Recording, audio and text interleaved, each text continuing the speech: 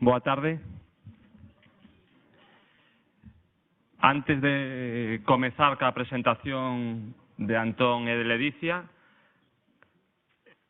comento que as vindeiras sesións, unha delas se pechou aínda hoxe, está complicado.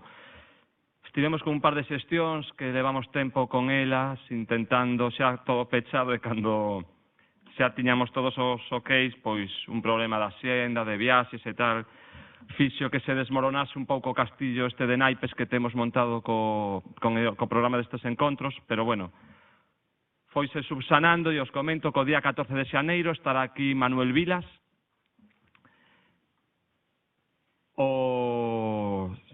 se non o coñecedes, o coñeceredes ese día, un escritor que levamos tempo intentando que poda vir. Ora el vive unha parte do ano en Estados Unidos, era complicado traelo. Coincidiu que ora está uns meses aquí, estará aquí o 14 de xaneiro. O 4 de febreiro vai estar con nós Miguel Gallardo, que é un autor de cómic. Mellor moitos de vos coñecedes o cómic este María e Maiseu, que é un cómic que está lendo moito nos centros educativos do noso entorno, pero ele é un autor cunha trayectoria longa no ámbito do cómic, e o 10 de marzo estará Belén Gopegui.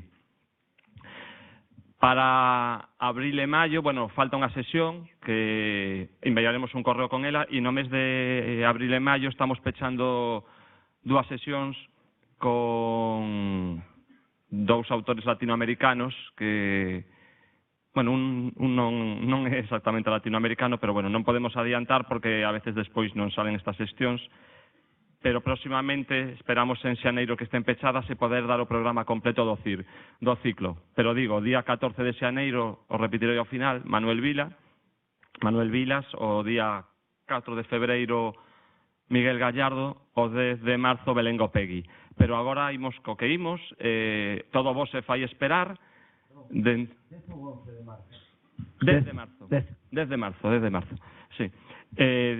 Como comentaba, todo vos se fai esperar. Despois da sesión con Elida Piñón de finais de outubro, temos hoxe, xa sabedes que no mes de decembro acostumamos a facer, como ano pasado, unha sesión pois dedicada, non exclusivamente, xa o veredes hoxe, a literatura infantil e xuvenil. Non exclusivamente polo dossier que tedes aí, por algo que comentaremos. O ano pasado acompañounos neste mes Marcos Calveiro, Xavier Puente do Campo, o ano anterior, non lembro xa o ano anterior quen estivera, e hoxe están con nós Antón Cortizas e Ledicia Costas, non? Respetando o orden alfabético, falo primeiro de Antón Cortizas, que para mí, de verdade, que hoxe sí que é pois un motivo de moita ledicia que este Antón, e delicia porque está tamén ela. Porque eu, cando entrei no Centro de Formación de Profesores, xa fai uns cantos anos, pois ese mesmo día entrou Antón no Centro de Formación de Profesores de Ferrol, e coincidimos xuntos pois nas xornadas de catequesis que nos fixeron por Ferrol naqueles tempos.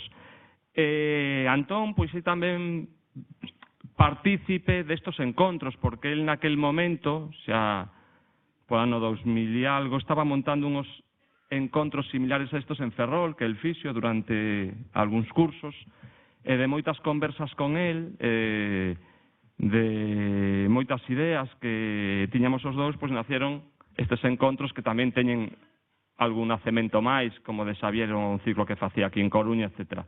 Entón, para mí, pois sí que é un motivo de moita alegría que este hoxe con nos Antón. Antón Cortizas, ferrolán, un autor con unha longa trayectoria no ámbito da literatura infantil e juvenil, non exclusivamente, por o que comentemos, con unha longa trayectoria tamén como mestre de escola, asesor de formación, estancia durante anos como profesor en Lisboa, pasou, eu creo que casi por todos os estamentos de educación que un pode pasar, non?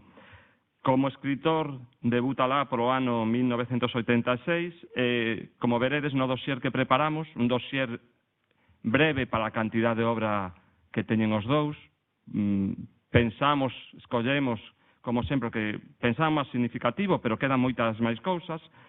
Un autor, como comentábamos, que prácticamente traballou todos os xéneros literarios, non? O relato, a novela, o teatro, a poesía, o tema tamén da investigación, non? Que temos aquí algún libro del neste sentido. E tamén as máis variadas temáticas. Premio de barco de vapor, en moitas ocasións, Memorias dun río, tedes aquí algún fragmento, o Conto dos sete medos, o Grilo das Illas Lobeiras, Premio Merlín, o 2001, con A Merla de Trapo, este libro maravilloso que acaba de reeditar 20 anos despois Xerais, na súa colección, Merlín. Premio Manuel María de Literatura Dramática Infantil, con este texto tamén fantástico, que son Xogando con gatos. Premio Xeración Nos de Teatro, etcétera, etcétera, non? Pero Antón non só ten esta faceta, xa falábamos de mestre e de escritor, sino tamén de ensayista, non? E os seus ensaios, Chirlos Mirlos, unha enciclopedia dos xogos populares, Ao pé de Laxa de Moa, Literatura de Tradición Olar de Carnota, e ahora moi recentemente, pois Tastarabás, unha enciclopedia tamén dos xogos tradicionais.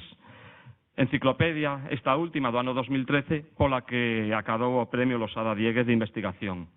Unha obra moi longa, de moito alento, que ora iremos comentando durante esta sesión. Moitísimas gracias, Antón, por estar hoxe con nos. Ao seu lado, Ledicia Costas, que imos comentar, unha das autoras nestes momentos que máis len os rapaces nas escolas e nos institutos. E pode decir iso porque eu teño a sorte de estar nesa comisión que avalía, non que avalía, que lee as memorias dos clubs de lectura, e podo facer constancia que Ledicia Costas, os seus libros aparecen en moitísimos dos programas dos clubs de lectura que tenemos nos centros de ensino galego. Ledicia Costas, unha autora moi precoz, no mundo da literatura, publica a súa primeira novela, Unha estrela no vento, no ano 1999, cando ela, bueno, non sei se nese momento, pero a escribe cando ela estaba de alumna dun instituto, non, Ledicia? Non sei se aparece publicada pouco despois, non? Pero empeza a publicar moi nova, non? Traballa no mundo do guión cinematográfico e audiovisual, participando na creación de diversos documentais, compasina a creación literaria, ca recitación, con exercicio, nun momento, non sei se ahora que falaremos da abogacía, e a partir do ano 2011, pois unha traxectoria moi productiva, non? Obras con Pere Tobaruela, que asinan as publicacións como Pereledi, Desaparición, Mortos de Ningures, Letras de Xeo, Ouro Negro. O 2012 aparece tamén a súa novela Corazón de Xúpiter, Premio Ángel Casal. 2014, Recinto Gris. En 2015, que comentaremos, Un animal chamado Néboa. No 2014, esta novela fantástica e maravillosa que sí que están lendo moitos centros, Escarlatina, Cociñeira defunta, pois unha novela que gaña o Premio Merlín de Literatura Infantil no 2014 e nada máis, nada menos que o Premio Nacional de Literatura Infantil e Xuvenil do ano 2015 en España. Incluso ahora, me parece que está aquí anunciado en la bibliografía, se hai unha novela delas, Jules Verne, A vida secreta das Femme Plant, non sei se saldrá con este nome, que no 2016 aparecerá, non sei, en xaneiro, non? Me parece que aparecerá publicado. En xuño en galego e logo en setembro en castelán e en catalán. Bueno, pois nada, esta novela que teremos dentro de moi pouco tempo. Ela tamén é poeta, tedes aí recollidos algúns dos seus poemarios. Os seus poemas aparecen recollidos en moitísimas antoloxías e en un libro que é Xardín de Inverno, non? É directiva de Galis e unha das coordinadoras dunha revista maravillosa que xa falamos o ano pasado en decembro, cando estaba aquí Puente do Campo e Marcos Calveiro, que ten o nome de Criaturas, unha revista de literatura infantil e juvenil galega que está fantásticamente editada, con uns artigos maravillosos e que é un luxo de revista para a literatura infantil e juvenil galega. É un honor tenelo hoxe tamén aquí con Antón e moitísimas gracias, Ledicia. No, gracias a vos por convidarme. Hola, boas tardes. Bueno, pois temos aquí xa, indicou Javier, dos autores clave dentro deste mundo literario. Antón Cortizas ten moitísimas obras de creación de literatura infantil e juvenil, ten un corpus moi amplo, tamén ten teatro e ten poesía. É un autor que manexa moi ben os mundos maravillosos, a fantasía, a imaginación, o alento poético, o sentido lírico das obras. Ten un alento poético moi marcado en moitas das súas obras. Son obras cheas de maxia, de misterio, os mundos das fadas, e unha conexión espléndida entre as tradicións incluso, as innovacións que no campo deste tipo de literatura pois leva habido. Comendou Javier tamén un libro moi interesante, un verdadeiro compendio, que é Tastarabás, que está editado en Edicións Xerais, que é un libro de 900 brinquedos, é dicir, el fixo un labor de investigación. Tivo na Radio Fene un programa sobre os xoguetes, creo, hai tempo, e foi recompilando, traballando o mundo dos xoguetes infantís. El, en algún momento, chega a decir que non o fixo por valor etnográfico, pero realmente o libro ten un valor etnográfico e eu creo que antropolóxico incuestionable. Son nada menos que 950 brinquedos populares, ten 2000 fotos, creo lembrar, se non me equivoco no dato. É unha documentación realmente exhaustiva, é un traballo de documentación espléndido, unha obra extraordinaria para traballar tamén nos colexios e ver como cambiou todo o mundo do lúdico, un tema que el coñece moi ben na nosa sociedade nos últimos tempos, cos novos xoguetes e cos cambios de sociedades máis rurais e tradicionais a sociedades máis urbanas e tamén máis comercializadas e máis do ámbito do consumo, no que todo xa ven tamén feito. Digamos que neste mundo había toda unha creatividade tamén persoal e toda unha tradición da tecné, da elaboración artesanal e caseira das cousas, e moitos de nós aínda recordamos esas cuestións. Entre a obra del ten moitísimos libros, eu só vou comentar algún, por exemplo, Lionel, que é unha novela de certa extensión, que é un choque, digamos, entre o rural e o urbano, un neno que chega de repente a un ámbito da montaña moi interesante, cree que se vai aburrir, pero realmente ali se abre un pano e aquelo son moitas cousas e descobre realmente outra dimensión. E nós que moitas veces temos estes alumnos urbanitas que cando soben no autobús xa poñen os cascos, as sunglasses, a pucha para atrás, e se un os deixa van así no monte e ademais queren camiñar polos Ancares, polo Courel, tamén con música desa tal, porque poñen o tal, pois realmente estes urbanitas non lles viña nada mal unha novela desta índole para que simplemente escoiten o canto dos paxaros, o mellor que algúns cos cascos non o chegan a escoitar. Non digo que non poden escoitar outras cousas interesantes. Ben, ademais de estas caricaturas, é moi interesante o libro porque este rapaz descubre as vivencias dos seus pais e o mundo dos avós. Empeza a descubrir minas abandonadas, todo ese mundo dos lobos fascinante, das lendas, dese mundo do non dominado polo home, unha natureza máis salvaxe. Descubre o amor como non podía deixar de ser, e hai moito de Bildus Roman realmente nesta obra. Eu creo que destaca moito tamén a riqueza lingüística e a riqueza de captación da paisaxe, a descripción de todos aqueles das hortas, dos campos, dos montes, da fauna, da flora. Eu creo que aí é unha grande riqueza que é un libro moi interesante para traballar con rapaces non moi pequenos, porque xa non é unha obra. Pois ten moitas obras, como por exemplo o Merlo do Ferro, esa historia dun ferreiro que fabrica un merlo de ferro, o fantástico, o imaginario, o máxico, todo isto está moi presente nel, ou a Merla de Trapo, que é unha humilde costureira que cura a un merlo de ferro, e o pobre non podía cantar. Pero a que logo lle vai dar unha compañeira que é a Merla de Trapo. Moi interesante o libro tamén O lápis de Rosalía, que eu creo que é unha peza preciosa, realmente, con esta cuestión dos lápis que escriben de repente o que lles peta, o que eles lles peta e non os que nos lle queremos marcar. Recordo tamén a novela, a obra Memorias dun río, moi interesante, con moitas historias dun río que nos conta as súas memorias, é memorialística, pero hai toda unha serie de evocacións relacionadas co mundo do río, da natureza e moitísimos elementos. É dicir, chaves desaparecidas, bruxas que necesitan curuxas porque senón non se senten bruxas auténticas, etcétera, etcétera. É dicir, todo un cosmos que levanta Antón Cortiza, este home que tanto celebra, dedicado á pedagogía, e que aquí realmente fai unha obra moi imaginativa, na que non falta, ademais desa preocupación extraordinaria polo lúdico, do que podemos falar despois desa dimensión tan importante de homo ludens que temos os seres humanos, e que ele un especialista, tamén podemos falar dos poemas, da potenciación da imaginación poética, da creatividade a través dos poemas, do xogo coa linguaxe, porque el tamén ten traballado moito nestes ámbitos, do xogo coa poesía, o xogo coa linguaxe, a imaginación, a creación. Ledicia Costas, que é narradora e poeta fundamentalmente, e abogada, ela é, personalmente, até hai pouco, moi pouco exerceu de abogada, está agora no seu annus mirabilis, recibindo moitos premios, malia a súa mocidade, e ten unha serie de obras que son moi exitosas, ademais no ámbito no que a xente do ensino nos movemos.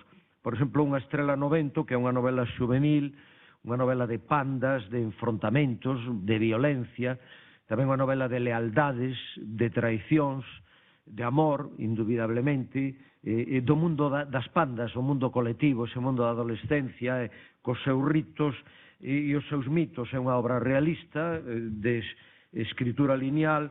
Está tamén o tema da discapacitación, introducido a través dun dos personaxes, que é un personaxe moi interesante, e que é unha novela que se le moito nos centros, aparece tamén a marginalidade nela. O corazón de Xúpiter, que é unha novela quizás máis complexa no ámbito técnico, a persoa que cambia, o adolescente que cambia de casa, cambia de colexio, venlle un mundo novo de repente en riba, hai toda unha serie de cambios, a familias, novas amizades, encontros, desencontros, o amor, é dicir, tamén moito de Bildung Roman, porque son adolescentes que están enfrontando os primeiros chanzos da súa vida, do camiño da vida e da súa inicial ou primeiriza emancipación e asentamento como persoas. Está tamén todo o mundo de trasfondo, dai o título das estrelas, do mundo astral, introduce moitos elementos mitolóxicos, introduce tamén o chateo como técnica, a través aí dun personaxe que non imos desvelar para non fastidiar, amolar un pouco o que é a trama e a intriga, que as domina moi ben, as tramas e as intrigas e as construcións narrativas están moi ben dominadas, e é unha novela moi lírica tamén, pero que tamén con o seu punto duro, non? Dramático, tráxico. Despois Escarlatina, que está agora moi de actualidade, esta é unha novela máis infantil e juvenil, co tema da gastronomía, aparecen as receitas, é unha novela claramente fantástica, aparece o mundo do trasmundo, da morte dos defuntos, que aos alumnos lles encanta, e que, por certo, é un tema que ás veces é un pouco como tabú, porque antes o tema tabú era máis o sexo e a política en tempos, e agora o tema da morte moitas veces se lles oculta aos rapaces, non se lles leva aos tanatorios, os mortos xa non morren nas casas, morren nos hospitais, non se lles vela, non hai que facer aquelas atencións ao morto, trátase como de ocultar, os mortos moitas veces xa non os ven, é dicir, hai todo aí un mundo que os sociólogos e os psiquiatras e os psicólogos analizan, e eu que esta é unha obra que se mete de maneira moi interesante no tétrico e demais, no reencontro cos seres queridos, ten unha imaginación desbordante e truculenta, un xogo en definitiva co misterio e co arrepío, co temor e co macabro. Por certo, que a obra está narrada en primeira persoa por un neno que quere ser chef de cociña. E logo Un animal chamado Néboa, a min é unha obra que me gustou moito, é unha obra xa de relatos con outro rexistro, digamos, é unha incursión nos abismos do terrible, da barbarie, do mal, unha obra centrada na guerra mundial, nos ritos brutais, inhumanos, de destrucción que se produciron neste tempo, con focos como, por exemplo, Leningrado, e toda a situación terrible, dramática, Hiroshima, e os crímenes xenocidas de guerra nazis, con todo o seu cinismo refletido. Entón, o escenario da Segunda Guerra Mundial, unha dimensión apocalíptica e moi inhumana, parte da realidade, pero logo a ficcionaliza. Documentouse moito, ela mesmo nos contará despois, porque ela no prólogo fala de que se documentou bastante na crónica militar e política de la Segunda Guerra Mundial en 9 tomos de Sarpe, porque se nota ese pouso de documentación básica. Introduce diálogos adaptados, realmente é un descenso á crueza. E para rematar, pois, como poeta, é o libro este que comentou Xavier, que logo, se ela lle apetece, e a Antón tamén nos poden ler algúns dos seus poemas. Ela traballa unha poesía contemporánea en verso libre, ás veces con ausencia de puntuación, fluida, fresca, espontánea. En fin, pasarlle esa palabra porque eu creo que teñen moito que contarnos para todos os que dades obras deles ou que podedes dar obras deles no futuro próximo ou máis inmediato, pois creo que será moi interesante para aportar literatura que boa falta nos fai esta gran marxinada en moitas cousas como todas as humanidades nos colexios. Moitas grazas por estardes aquí e paseamos xa a palabra. Bueno, agora sí, ¿no? Sí. Nada, boa tarde a todas e a todos. É un placer moi grande vir ata a Coruña. Outro día facíalle unha broma a Dores Tembrás e me di ela, é a primeira vez que ves a Coruña así a un acto deste tipo. Digo, é que na Coruña non me queren, non sei por qué. Dixéronme aí fora un paxaro, chivoume que non é habitual que o público faga preguntas e que si pasamos de 3 que xa é o récord Guinness, así que a ver se o batimos o récord Guinness e conseguimos pasar as 3 preguntas, así que ide dando ya a cabeza. Nada, que estou encantada de estar aquí e de compartir ademais co grandísimo Antón Cortizas, que é un escritor o que admiro desde hai moitos anos. Tan grande que só son un 75. Carai, xa me levas unha cabeza e media. Adiante, adiante. Ben, pues así para comenzar, eu só teño que decir que xa me pagou a pena bien. Porque claro, despois de tantas flores en vida, porque morto, pois é fácil que todos somos vos despois de que nos vamos. Pois, que se gusta, non teño que vos vou contar, non? Gusta e senta ben que todo iso.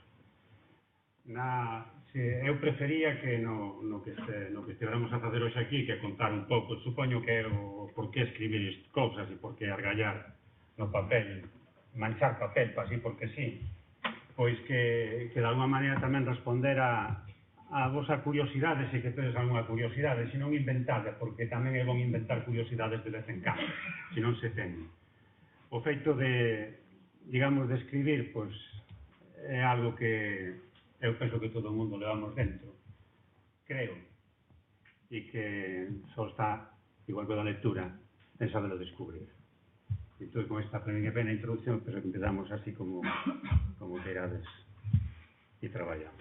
Sí, bueno, nós, obviamente, o que queremos saber da vosa obra é tamén un pouco da vosa vida de milagros, é dicir, un pouco de alguma maneira como foi esa vida vosa, esa lectura, como naceu a vocación, como chegachedes aquí, tamén como construíchedes as vosas inquietudes, é dicir, eso realmente sempre temos moito interese en que nos contedes estas cousas, se vos animades. Pois mira, unha vez estaba a miña nai, hacíala como moi preocupada, e dicíndome, estate quieto rapaz, non te movas, ponte quieto que ainda non é, ponte daquela maneira, ponte non sei que, sempre estás fastidiando, xa me levas a mí un pouco cansa. E tanto se puxo así que aquel día nací. E aquel día nací naquela época que nací, porque nací naquela época na que ainda se brincaba na rúa. E eu, hoxe en día, despois de toda... Bueno, xa me vedes que teño mechas, non? E todas as cousas. E que esa época, hoxe en día, vendo que as rúas están baleiras de rapaces, de rapazas, pois causame moitas veces unha certa melancolía, non? Me dá unha sensación un pouco triste. Esa tristeza foi a que me levou no ano cando eu tiña 20 anos, ou por aí, ou 19, 18, comentaches algo do programa de radio. Eu naquela época comecei a apuntar, a anotar, por manía, non por outra cosa, a anotar aqueles xogos aos que eu xogaba, e os meus amigos xogábamos na rúa ali, no meu barrio de Ferrol, onde nacín, no barrio de Canido, que xa lle que nunca foxe de salir, porque só de Coruña non quedes a Ferrol. E hai que ir de vez en cando. Pero é onde se fai ahora eso das meninas e esas cosas, estas historias. Antes de facer as meninas pintábamos nosas ao chanco coas rayas da chapa que lle chamamos ali, da mariola que lle chaman noutros moitos sitios, non? E brincábamos a isto que lle chaman, eu creo que en sí todo xogo e o brinquedo tradicional é unha pura fantasía e é unha creación auténtica e constante que nos ensina moitísimas cousas que hoxe por tristeza, non vou dicir desgracia, sino simplemente tristeza. Pero saben, nada máis que pode estar triste aquel que sentiu outra cosa diferente, claro. Evidentemente non, ollos que non ven, corazón que non sente. Pero que é esa forma de brincar, e supoño que algo de non sei que, de algunha outra cousa que nunca cheguei a comprender nin por que si, nin por que non, levoume a escribir cousas, a inventar, porque inventábamos moito para xogar, non eu só, todos, os da rúa. E cando facíamos xogos de dramatización, pois inventábamos as dramatizacións. E cando eran xogos xa máis, digamos, máis marcados, máis tradicionais, respetábamos as normas que había que facer e cambiábamos as normas cando era necesario mudar polas nosas circunstancias persoais. Ese ambiente de creatividade nunha rúa na que cando aparecía un coche todo o mundo salía fora a saber o que era, o que pasaba, o que acontecía. Creo eu un mundo extraordinariamente lindo. Que logo a adolescencia e a adultez e todo eso se encargou de fastidiar. Pero na infancia era un mundo verdadeiramente lindo. Ese mundo lindo na infancia que eu intentei despois, por pura casualidade, non por outra historia, deixar no libro de Cher los Milos constancia del, pois por se alguén se anima e non ten memoria, como me pasa a mí, que se non xa non me acordaría, por eso apuntei as cousas para que non se me esquece. E que poida recuperar de alguna forma esa maneira de brincar, que desde logo é unha maneira moi persoal de facer, non? E sobre todo moi solidaria, moi colaborativa e moi socializante. Daí viñeron os brinquedos tamén, porque o uso do xogo tradicional e o xogo tradicional implica a aprendizaxe a ser persoa, todo un proceso de aprendizaxe a ser persoa. É o que se chama a enculturación ou endoculturación, é dicir, a aprender as pautas de conduta do grupo ao que un pertence. E esa endoculturación, despois de que un mira e observa e lee, relee, e volve a ler, e volve a investigar, e volve a mirar, decátase de que os seres humanos somos únicos. É dicir, eso de que haxa países e todas as cosas, bueno, pois é unha argallada que a mellor por organizarse está ben, pero para desorganizarse, por desgracia, tamén está ben. E que en todo o mundo, en todas partes, xogamos exactamente o mesmo. E, por lo tanto, todos os seres humanos somos exactamente o mesmo, porque é a aprendizaxe das pautas do grupo. Por tanto, en todos os lados é igual. O xogo que xogamos aquí no noso país xogase igual a 3.000 km de distancia e a 50.000. Despois de pasar unha volta, outros de mil máis, non? E ese aprendizaxe implica tamén algo que eu lle dou moitísima importancia, que as maus non só serven para escrever, que serven para moitísimas máis cousas. Serven para facer. É a ferramenta máis maravillosa que existe. E esta ferramenta máis maravillosa que existe é a que utilizábamos en educativos para argallar, para sacar partido lúdico daquilo que tiñamos ao noso redor, tanto de materiais de desfeita, entón xa era unha especie de prefabricación, de manufacturación de brinquedos, como da utilización do que a natureza nos ofrece para poder brincar con elas, o partido lúdico da propia natureza. Non podemos imaginar a cantidade tan grande de plantas, eu calculo, non as contei todas, pero unhas 200 especies de planta da botánica do noso alrededor que utilizamos de forma lúdica, da que podemos aí sacar chíos, da que podemos sacar diferentes sons, diferentes movimentos, diferentes belezas, e iso dá tamén un coñecemento do noso alrededor. E cando un coñece o alrededor tamén se sinte un pouquiño dese alrededor. Eu algunha vez dixen que o mundo naceume ali no meu barrio de Canido, nas lousas da miña rúa, na terra da miña rúa que estaba sin asfaltar, é a terra. Entroume por aí o mundo, e o mundo que me entrou foi o mundo noso, o mundo galego. Non entrou outro, porque ese o que había e o que existe. Posteriormente, cando xa un deixou de crear esas pequenas poesías infantís, se vas a Coruña mordes unha uña, se vas a Lugo mordes un texugo, todas esas cosas así que se van e tal, e xogar coas palabras, porque a palabra é un elemento lúdico tremendamente bonito e maravilloso, sobre todo para os que damos aulas, esas cosas é fantásticamente lindo.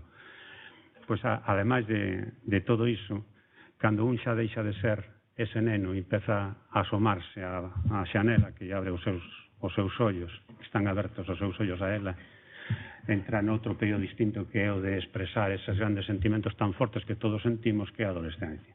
E aí empecé a esgaravellar no papel, pero como un tolo. Eu non sei se escribía un poema por día ou non sei, é unha barbaridade, é unha cousa tremenda, non? E supoño que eso tamén sirve de práctica, que encorres un minuto cada día a semana, é máis fácil recorrer os primeiros metros, non? A pura práctica. Pero isto é algo tamén que eu considero moi importante. O feito de escribir é un momento tremendamente lindo, porque ese período da nosa existencia na que un se dedica a estar a soas consigo mesmo, de forma consciente, voluntaria e profunda. E ese momento de estar a soas con un mesmo é tremendamente lindo. E no acto de escribir, sobre todo cando é creación, evidentemente, cando é creación, un está reinventando eses mundos que de alguna forma viviu, esas vidas que sospeitou, esas sensacións que sentiu ou que padeceu por non sentilas, esa maneira de mirar, como comentaxe das paisaxes, pois esa maneira de mirar a natureza que é a nosa casa, a casa que temos que ter máis limpa que a cuncha de caracol na que dormimos todos os días, pois esa forma de escribir eso é precisamente as vivencias. E para min a literatura é iso, literatura de creación. É dicir, é reinventar o mundo que nos inventou a nós. Dito así, con unha frase que pode resumilo de forma metafórica todo, non? De aí, a seguir escribindo, foi cuestión de sorte. Nada máis, ter un pouquiño de sorte, ter algún recoñecemento literario por medio de premios e tal. Eu sempre dixen que os premios literarios son unha lotería que ás veces toca, porque a outra non toca nunca, pero é así, de vez en cando toca. Entón, pois, cando toca, pois, convén xogar a que toque, non? De vez en cando. Pero que non ten máis mérito que eso, que é unha lotería, non? De que tocou, e punto. Tanto tocou como de non tocar. Se tocou, te animou un poquinho máis. Pero se non tocou, se non te tocou o número, somos tan teimosos os humanos que seguimos insistindo e seguimos comprando décimos. E seguimos facendo.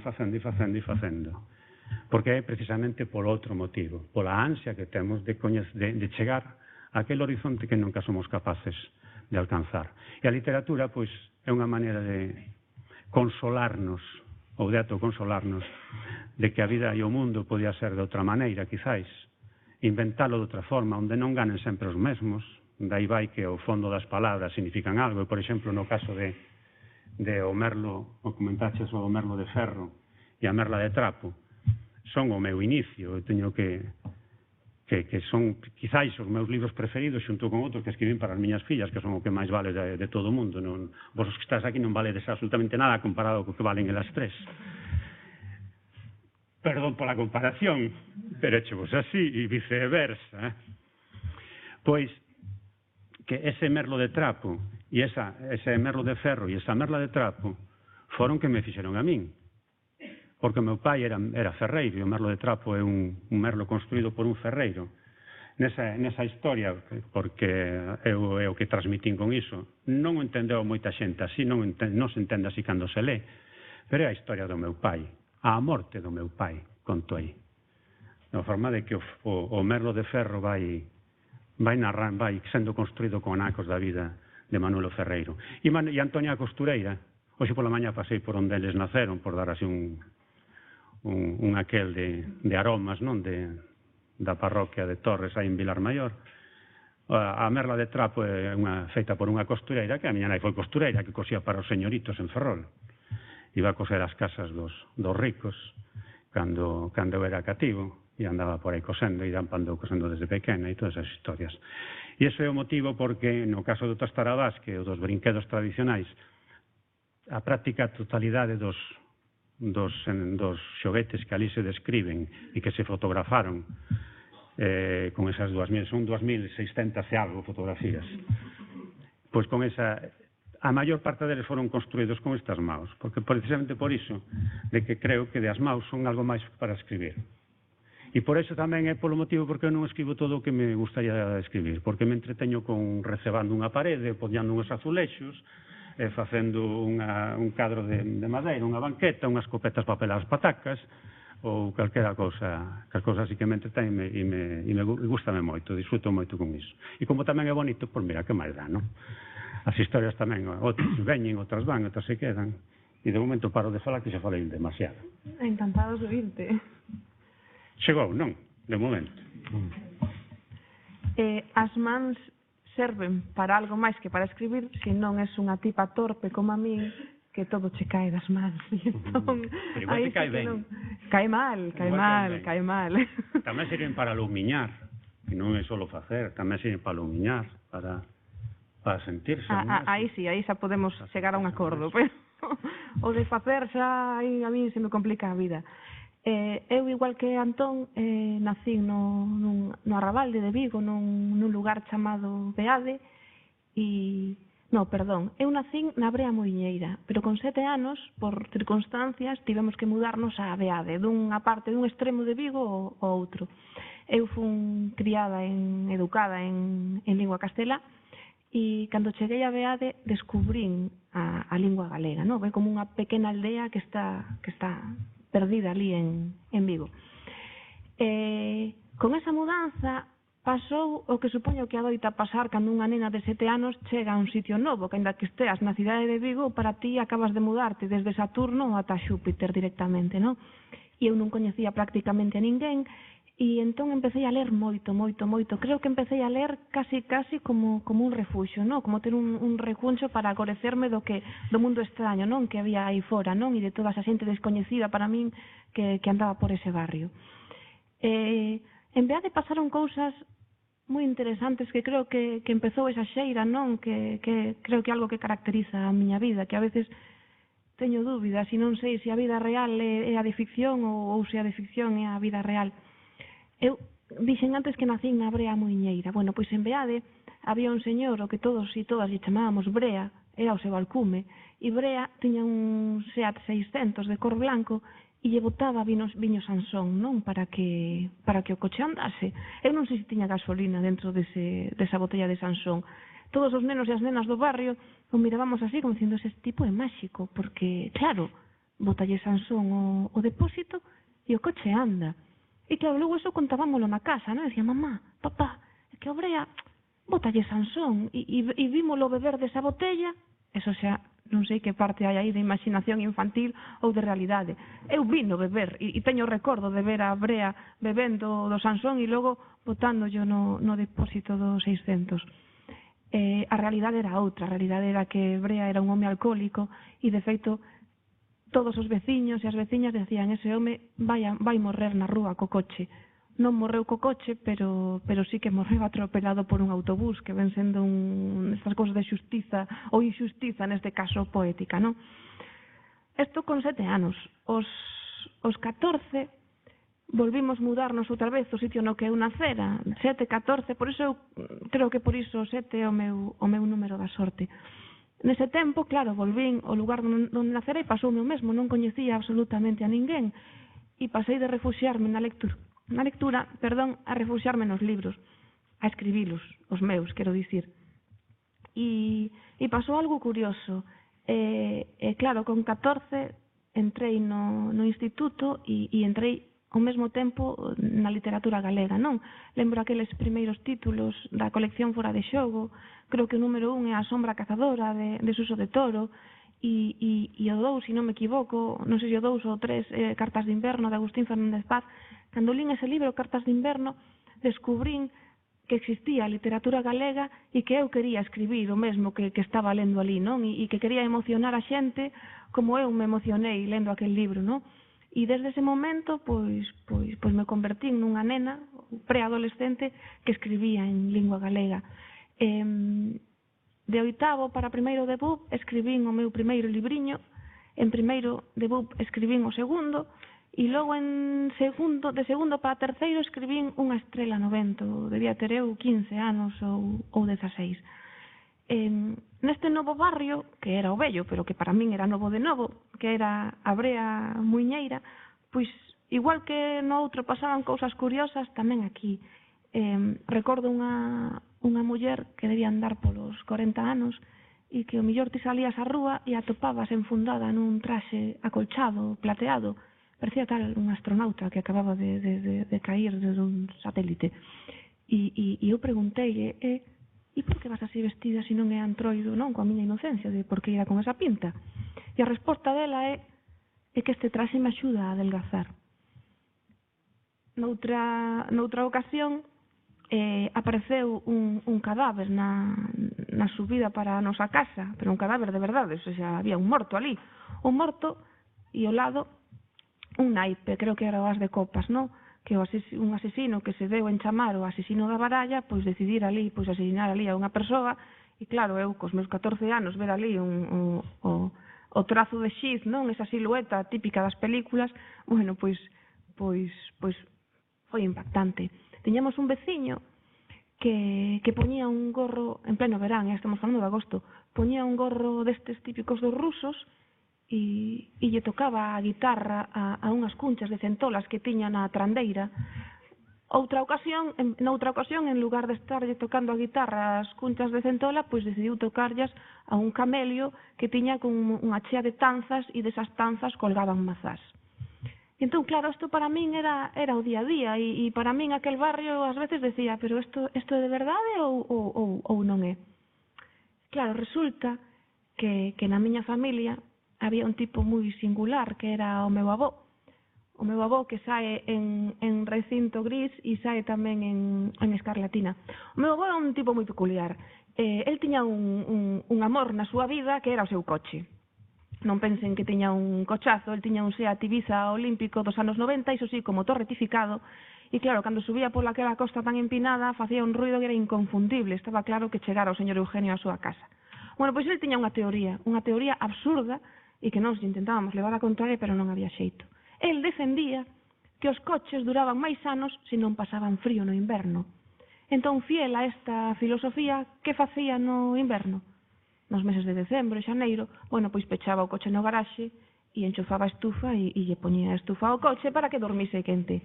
Claro, o curioso e o que máis nos molestaba non era que el lle puxera unha estufa ao coche, o que máis nos molestaba era que a nos apagara a calefacción porque decía que gastábamos moito.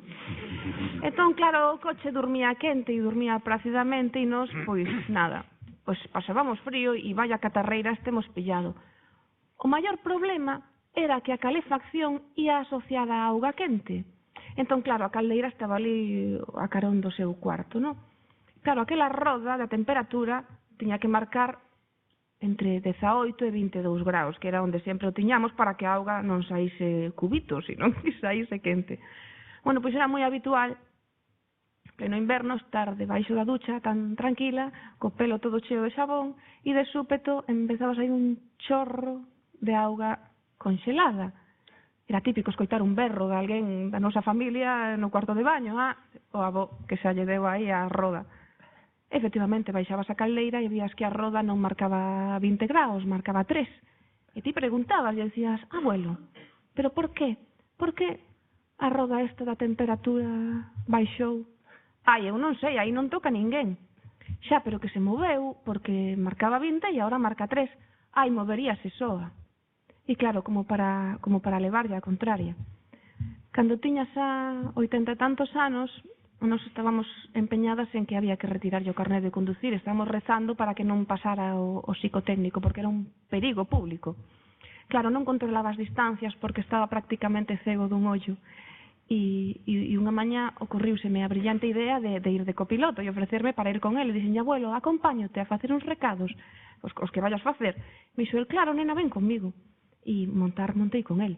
Claro, en canto empezamos a coller a avenida de Ramón Nieto, que é unha rúa bastante ancha, abeirouse tanto á dereita por aquilo de non controlar as distancias que o retrovisor dereito ia petando contra todos os retrovisores e todos os coches que estaban aparcados. Claro, el xordo non estaba cego dun ollo, pero o xordo non. E aquelo facía un ruido como unha metralladora, ta ta ta ta ta ta ta ta. Entón eu así alucinada mirei para ele e dixenlle: abuelo, pero estás golpeando todos os retrovisores e todos os coches que están aparcados. E recordo isto de haber 10 anos ou 12. E recordo como se fora onte, como el agarrado ao volante sin ni sequera dirixirme unha mirada, contestoume: e a min que me importa? El era tal cal, pois, o alcalde de Vigo, era o que mandaba ali, non? Bueno, pois mergullada nestas historias tan peculiares que me acompañaron sempre no día a día, pois empecé a escribir así dun xeito moi natural. E, de feito, cando escribín Unha estrela no vento, eu non era consciente de que estaba escribindo literatura xuvenil, pero sí, aquilo era literatura xuvenil, non? E seguín ata o día de hoxe, e agora xa non me queda outro remedio que seguir escribindo, claro, porque non sei facer outra cousa, fundamentalmente. E ata aquí. Non, porque cas anécdotas que contades os dous, hai anécdotas que moitas veces, episodios reais que a realidade supera a ficción, non? Moitas veces, que como das cabida moitas veces na literatura todo ese mundo que un ten dentro, que se o das botado fora parece que iso é máis ficción do que en realidade é, non? Tamén quería preguntaros porque que en realidade a literatura infantil e juvenil, non? A mellor é unha etiqueta que está posta aí de xeito innecesario, non? Bueno, ás veces non sei se ti concordas, ás veces é unha cuestión incluso editorial, non? Porque hai libros que están nunha colección de juvenil e perfectamente poderían estar nunha colección, non? Para persoas adultas. Non sei se quen discute que o Guardián entre o centeo non o pode ler un adolescente e unha persoa adulta e está nunha colección juvenil, non? Pero é un libro co que pode gozar calquera persoa de nós, calquera persoa adulta, vaya. Entón, ás veces, eu creo que é unha pura cuestión de marketing. Non sempre, pero ás veces sí. E non sempre favorece, non sei. Eu non sei tampouco cal é a diferencia, pero eu cando escribo ás veces sale de unha maneira, outra vez sale outra e nada máis. Para min a definición de libro infantil e juvenil, por poñer nos extremos, libro infantil, porque no juvenil pois xa está tamén a fronteira un pouco máis misturada, non? Pero no que el libro infantil pois son a definición, a miña definición didáctica, son libros que tamén poden ler os nenos, porque os poden entender. A cuestión está en saber que é o que poden entender os nenos. É dicir, a literatura infantil non é unha literatura ñoña. É dicir, cando se escribe cando estou escribindo eu que sei un libro que non estou pensando que estou escribindo para nenos de 9 anos, nin de 8, nin de nada, estou escribindo iso e punto, non a máis. Tal vez eu estexa eu sendo un neno desa idade, nese momento que estou escribindo, non? Pero estou escribindo con toda a miña liberdade e con toda a miña vida, exactamente igual que cando me poño a facer outro tipo de traballo. É dicir, non escatimo palabras, non reduzo metáforas, non cambio, non fago frases máis curtas para que señan máis comprensibles. Por que? Porque o que unha parte importante da literatura é que calquera persoa que lee e inventa ela mesma a súa propia historia, é dicir, cada un lee dunha forma a mesma historia, é irrepetible para outra persoa. É dicir, eu non podo ler para ti, eu leo para min, e o que estou lendo eu non é o mesmo que les ti. E cando eu describo, e naquel banco que estaba no parque da esquina de non sei onde tal, os nenos sentouse e tal, aquel banco, para min é un banco, para aquel outro banco, para aquel outro banco, cambian os escenarios, é dicir, é unha autocreación a lectura, unha autorrecreación da historia. E iso, calquera persoa, independentemente da idade, dentro da súa cabeza vai no conseguindo, non? É dicir, non confundamos literatura infantil con literatura pobre de vocabulario, pobre de expresións, non, sino todo o contrario, non? Os cativos entenden perfectamente, sendo moi, moi pequenos, calquera das grandes metáforas que a literatura pode... Porque cada un lle dá o seu significado tamén, non? E esa é a diferencia, non sei, sempre é verdade que hai unha especie de non menosprecio, que non é a palabra, como se a literatura infantil fora unha literatura de xénero menor, non? Algo así. Hai esa... Pois eu sí que teño notado menosprezo, Eu teño percibido menosprezo, sí. Pero bueno, pues mira, aqueles que non lles guste ler as historias que tamén poden ler os nenos, pois non pasa nada. Eu non son capaz de ler Agas o Quixote, unha novela desas de 1000 páxinas, non o consigo, nunca conseguí, non son capaz de ler, que son literatura para adultos. E adultos son, o sea, que total, non pasa nada. Creo que non pasa nada con eso, ¿no?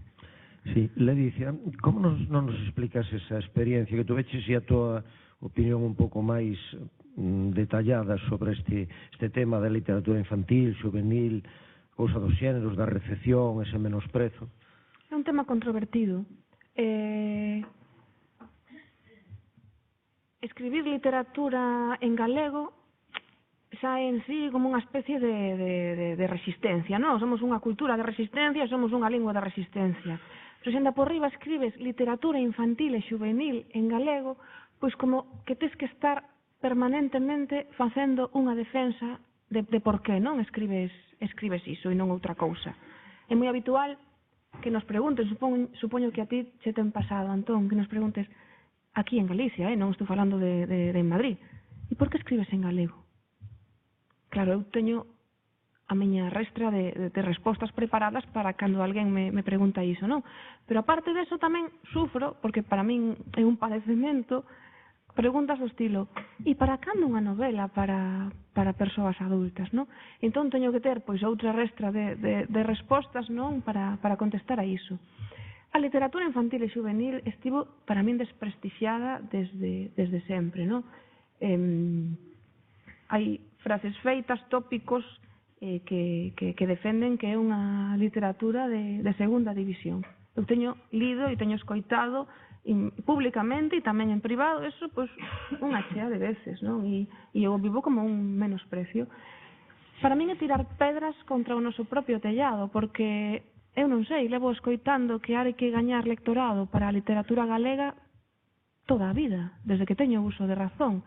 E entón supónse que coa literatura infantil e juvenil, ademais de outras cousas, pois gañas lectores e lectoras para o futuro, que o mellor polo seu propio pé, pois coñecen a literatura infantil e juvenil e pois son lectores que logo poden ir ás librerías e mercar esa narrativa, non, para adultos, non?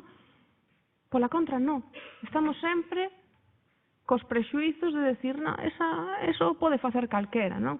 De feito, ten sucedido, non? De autores que intentan facer a proba e dicir, isto é tan fácil que, mira, que se vende moito en literatura infantil e juvenil. Como iso está chupado, fago eu. Claro, logo é un fracaso, porque non calquera pode escribir. O mellor está feo que eu diga eu que son autora de literatura infantil e juvenil, pero que eu creo firmemente que non é sinxelo e que non calquera persoa pode escribir literatura infantil e juvenil.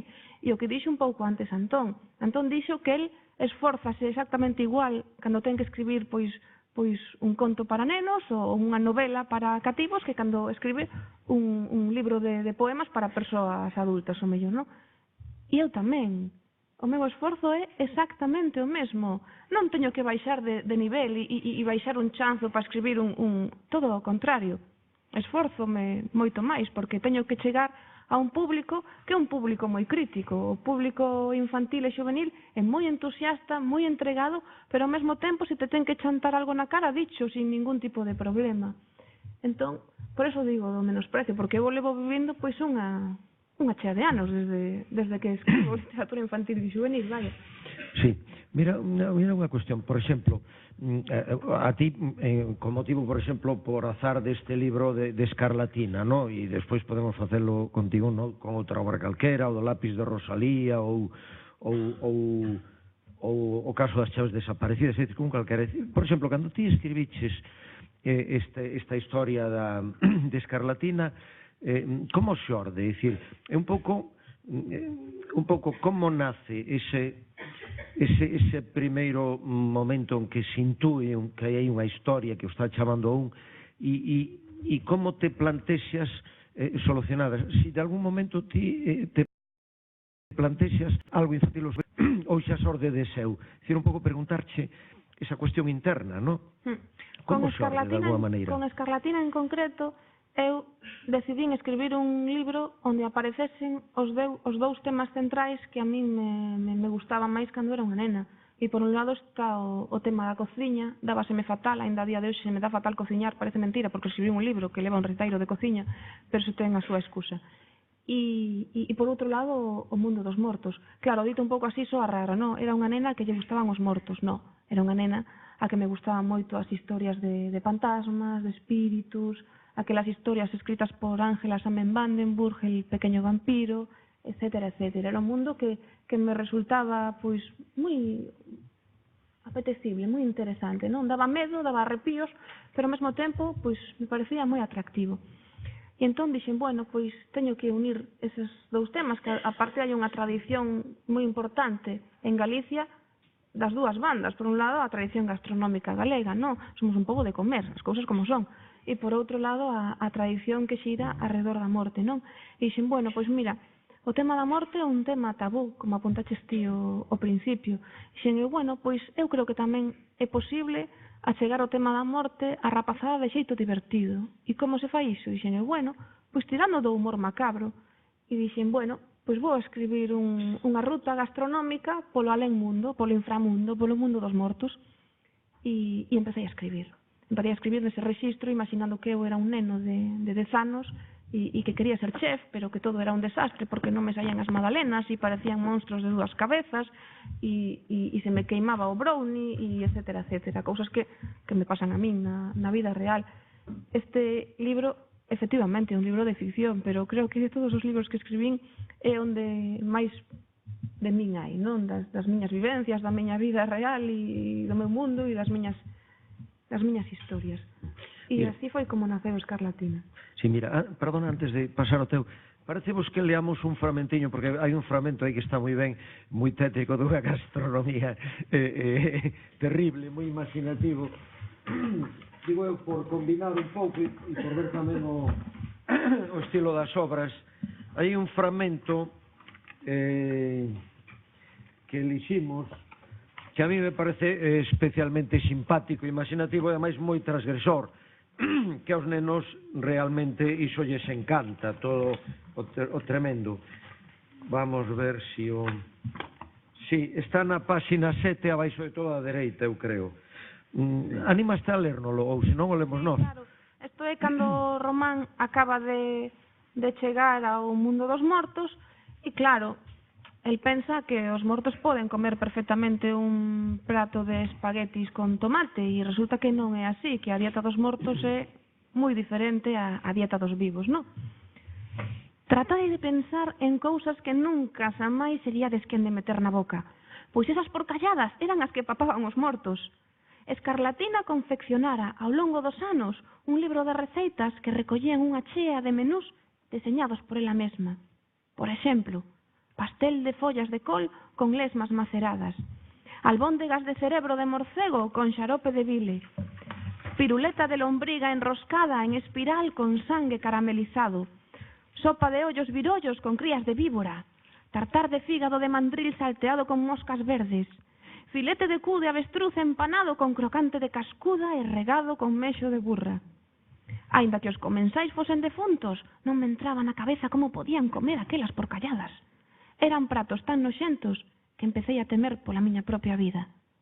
Se non dábamos cociñado un manxar que fose a delicia de vivos e mortos, eu quedaría para sempre preso no inframundo. E non era precisamente un lugar apetecible para instalarse a vivir. Tal vez arriscara demasiado cando aceptei participar na misión de Escarlatina. A cada minuto que pasaba, parecíame máis difícil atopar a receita que precisábamos. Estás moi posta en Nouvelle Cuisine. Realmente, non? Bueno, totalmente. Eu preguntaría entón a Antón Cortizas iso, por exemplo, che apetece co lápis do Rosalía, por exemplo, que é un libro pequeno, breve, pero moi interesante. Eu creo que é un libro precioso, no? De literatura desta índole. E podemos logo ler un fragmentiño, se che apetece. Entón, como xurdiu, como naceu ese lápis? Pois mira, que non hai mal que por ben non veña. Un está escadrillado do lombo. Levo 35 anos con un pinzamento aí na quinta lumbar, non vou ensinar 5L, non sei que vai, compoñen os médicos, non? e me causa algúns problemas a veces. Xa levo vivindo con el pois 30 moitos anos. Iba un médico moi extraño que daba cita para as 10 da noite, para as 11 menos cuarto ou para as 12:30 da noite, alá en Ferrol. Eu, pois, iba con ese médico, iba ali a tal, e claro, vas unha vez e vas, e estás ali esperando, xa entras por urgencias, porque as portas normais xa están pechadas, e estás ali na sala de espera, porque te cita para as 10:15, pero toca xa as 11:30, ou as 12 menos 20, ou algo así. A primeira vez fun e non pasou nada, pero a segunda vez, mira, non vou estar eu ali. A segunda vez recordo que fora a xantar a casa, no medio da consulta. Como non me daba entrado, pois volví para casa, estou como a un cuarto de hora, máis ou menos, no carro, e iba para casa, e volvín despois de cear, tan tranquilo, e aí non me tocara, claro, evidentemente, non? Pero unha das veces que fun, que me iba a facer, supoño que unha ecografía, unha desas primeiras, non, ecografía, sí, unha ecografía, non? Non, unha de, como se chama, eso da bueno, eso. Unha ferramenta moi boa para escribir son os dicionarios. Bueno, pois, aquel día eu decidín levar un papel e un lápis. Bueno, un papel e un bolígrafo, non? Para, pois, me aburría ali. Porque, ademais, nas consultas dos médicos, a revista non teñen o cubo, nin o moi interesante, normalmente, nin National Geographic, teñen tonterías, a maior parte das veces, bueno, tal que non. Entón, levei un papel e un lápis. E aquel día daquela consulta, pois era un día no que unha tal Rosalía que para min levaba bolboretas na boca, tiña 6 anos. E esa Rosalía que tiña 6 anos, comecei, entón, aquela noite daquela consulta, comecei a escribir así: Rosalía ten 6 anos seus. Cando se traduciu isto ao castelán, non fixen eu a traducción, e traduciron para que vexades o que significa o de escribir, non? Traduciron, en castelán dice, Rosalía tiene 6 años, punto. E dicen, non é o mesmo Rosalía ten 6 anos que Rosalía ten 6 anos seus. É moi, moi diferente. E o seu pensamento está a 6 anos de altura do chan. E dende os seus ollos mira a todos lados con mirada de 6 anos. Cando fala, da súa boca saen bolboretas que aletexan no aire moi alegres e van todas en fila dicindo palabras moi bonitas, coas súas cores de 6 anos. E as súas mans, cos seus dedos que tamén teñen 6 anos, tocan as cousas con 6 caricias e 6 suspiros alaian a vez, dormíndose no pequeno corazón de 6 anos. Está dedicado a Rosalía, que é a miña filla do medio, a miña filla preferida do medio. E aquela tiña 6 anos. E este é a orixe do lápis de Rosalía, o inicio na consulta do médico aquel, que ahora mesmo non me acordo como se chama, mas tampouco podo dicir, e que nos cerraba ali nas horas intempestivas, porque a veces salías da consulta unha e media, unha cosa. Pois mira, hai que agradecer aos pinzamentos lumbares que axudan moito na literatura, non? A escribir historias. Bueno, pois, simplemente, este foi o inicio, evidentemente, todos os textos, supoño que a ti te pasará igual, Ledicia, todos os textos non son o que está aquí o primeiro que sae, son moi traballados, moi revisados, moi corrixidos, moi repasados, moi lidos moitas veces en alto tamén, porque unha parte para min da literatura, unha parte moi importante, é o ritmo das palabras, aínda sendo narrativa, é o ritmo o sonsonete que van levando todas as frases encadeadas unhas con outras, que é o que para mí fai a música da literatura. Esa sería a origen desta historia. Cada historia ten un nacemento diferente. Por certo, salió ahora unha nova edición agora en Xerais, e un grupo de teatro está preparando, un grupo de teatro de Ourense, mandou un correo que está preparando unha cousa dramatizada disto. Teño unha anécdota moi curiosa do lápis de Rosalía. Este ano, queredes que vos la conte? Este ano, a principios de ano, así, recibín un correo electrónico dunha tal, non vou dicir o nome por si acaso, dicindo que estaba entusiasmada co lápiz de Rosalía e que tiña ganas de coñecerme. É unha rapaza que debe ter ahora, non sei, 25, 26 anos, que por confusión veu facer un Erasmus a Santiago e de Padova, en Italia, e dis que sabe o lápiz de Rosalía de memoria, porque o lápiz La matita de Rosalía está traducido ao italiano, non? Entón, el que leron desa tantas veces, leu no de sendo pequena, que bueno, pues é o seu libro. O seu libro, a matita de Rosalía é de Hilaria, que é o nome da muller esta. Este ano tiven a sorte de coñecela, veu a miña casa, estivo aquí, foi un encontro lindísimo, porque además é unha muller simpatiquísima, xa é un 50% por ser italiana, non? E outro 50% debe ser xenético, non? De eso.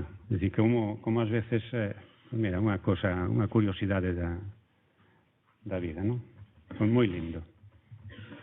Non, e vos, os dous, ti, Antón, como mestre durante moitos anos, como autor, que tes moitos encontros con escolares nos centros educativos, ti, Ledicia, que tes a escola aínda máis ou menos cerca. Bueno, tanto como cerca, é un piropazo, Bueno, sí, bastante cerca, non? E que vas ahora a moitos centros educativos. Quería preguntaros como veis un pouco isto do ensino da literatura, de como se pode enganchar aos rapaces, hoxe en día a difícil misión que teñen os profesores, non enganchar aos rapaces nun mundo con tantas distraccións, tan audiovisual, non? Que é difícil anclarlos aí as historias. Quería preguntaros como vedes isto vos, como autores e tamén como mestre. Que comece? No. Empeza ti, que eres o que máis sabe desto. Que eres profe. Eu son unha espectadora, casi. Será profe de ciencias. A ver, o problema da lectura neste país non é un problema de infancia, é un problema de adultos. Se os adultos non leen, os nenos tampouco. Se na casa temos un lugar destinado á televisión, ao computador ou tal, pero non temos un lugar destinado aos libros, pois os libros carecen de importancia.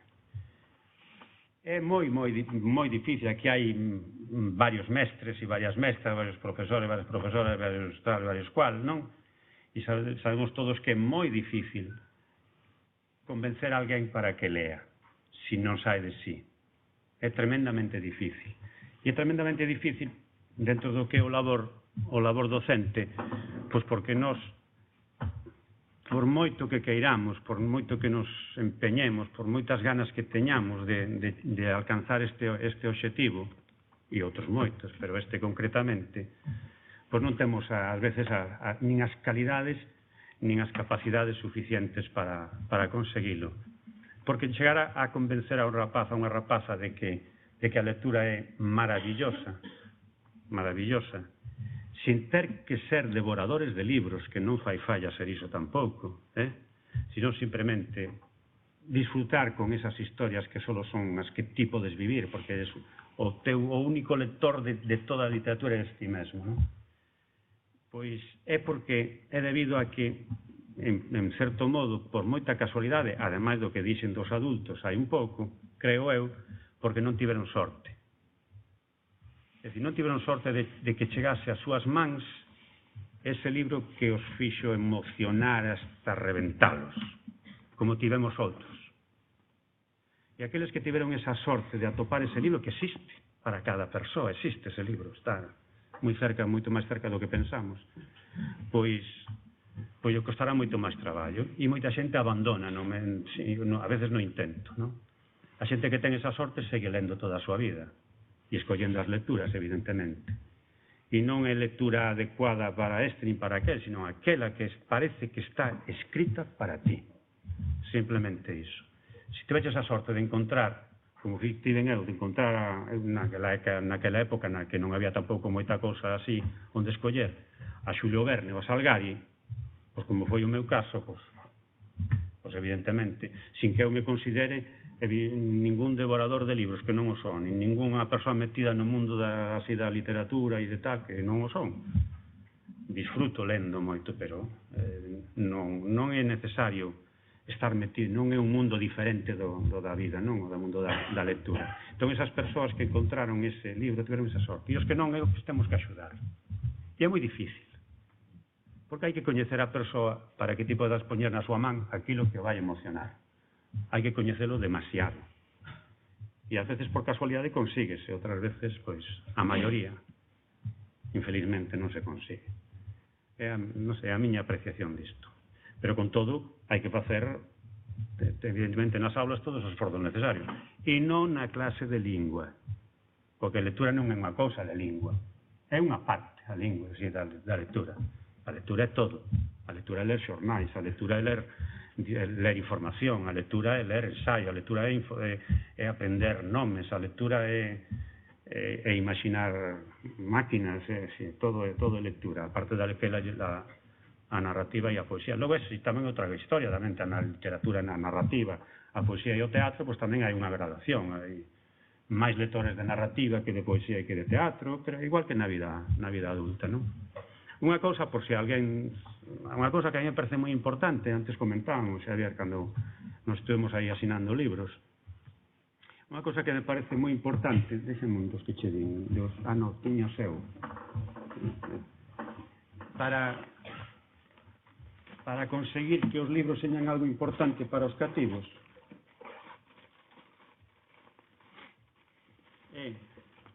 por exemplo, neste de Xavier, non? Bueno, é marcalos como ao gado. É dicir, poñerlles o ex libris. Parece unha parvada. Parece unha parvada moi parva, verdade?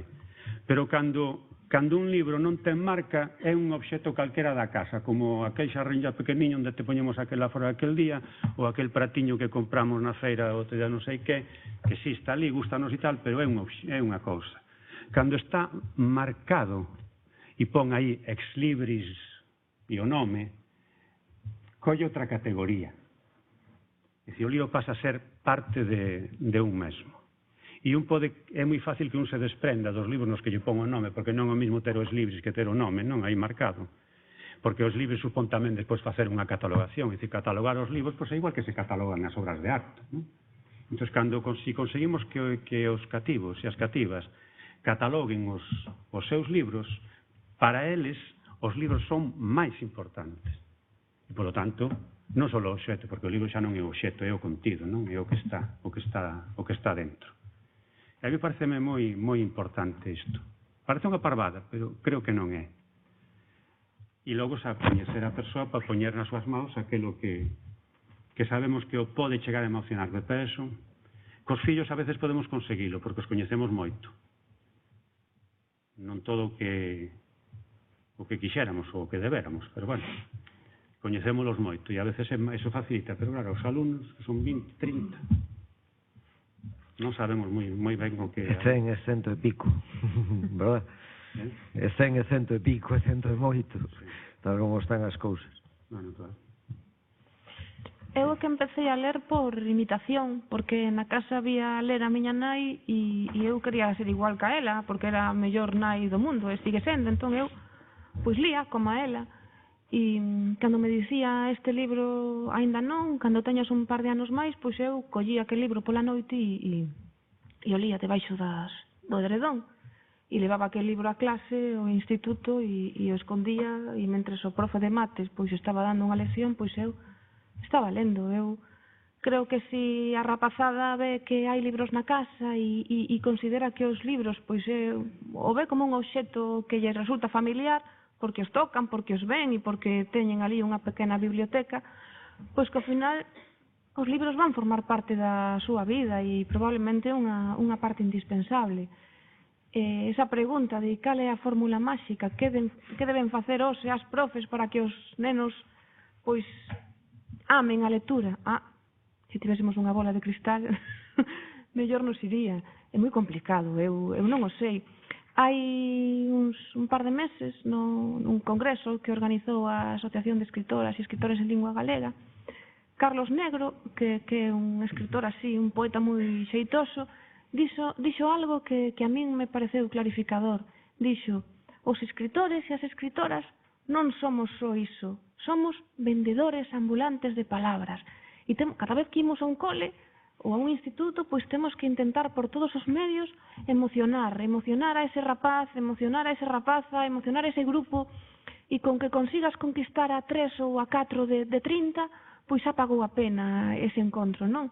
A mí, desde logo, como autora, o que máis me presta, ou das cousas que máis me prestan do proceso creativo, é o final, cando teño esa oportunidade de dialogar nos coles ou nos centros de ensino, en xeral, nos institutos, e falar con eles, non?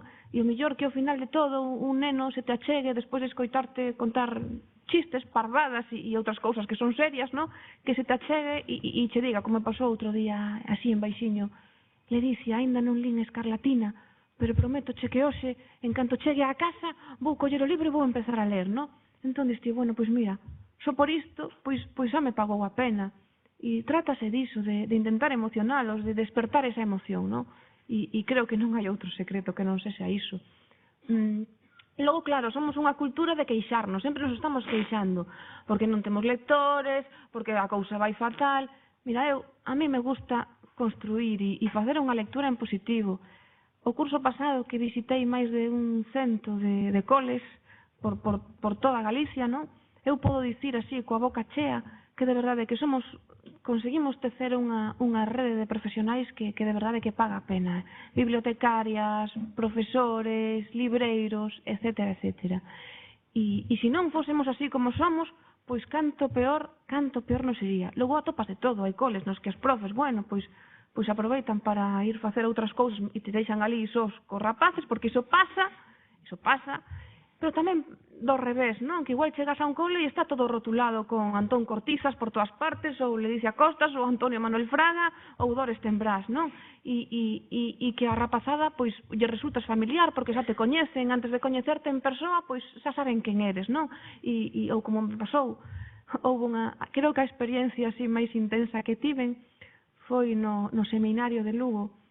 Claro, cheguei ali e os estudantes eran todos rapaces, claro, obviamente, van ser curas ou están ali estudiando para ser curas. E entrei naquel salón de actos que era bastante máis grande que isto, e claro, con aquelas lámparas e aquelas alfombras, e foi entrar por aquela porta e todos eu dixen, isto vai ser un despropósito, pero non, toda aquela rapazada pois se puxo en pé e empezou a aplaudir, porque coñecían os meus libros, léranos, e foi moi emocionante. E logo ver aqueles curas escachando de risa ali, pois nunha butaca do medio, pois foi maravilloso. E atopas de todo, claro que atopas de todo, pero creo que temos que estar moi contentos, non, desa rede, non, de profesionais que ao final, dun xeito ou doutro, sempre atopamos a fórmula para que se siga lendo a nosa literatura. Sí, o convite a creación dunhas libres por un neno pode ser unha práctica moi interesante, porque además eles poden facer o seu debuxo e logo o deseño, ademais agora cos ordenadores poden facer cousas que antes eran moi difíciles desde un punto de vista técnico, manual. Bueno, pero moitos de aquí estades dando lecturas dos libros deles na clase, entón era, por si queredes preguntar ou comentar algo, a mellor hai aspectos destas obras que vos crean algún problema ou que queredes saber, pois tedes aquí unha oportunidade de preguntarlles e debatir o récord histórico de intervencións e non quededes coas dúbidas porque aquí están, porque moitos de vós estades dando obras deles de lectura cos rapaces.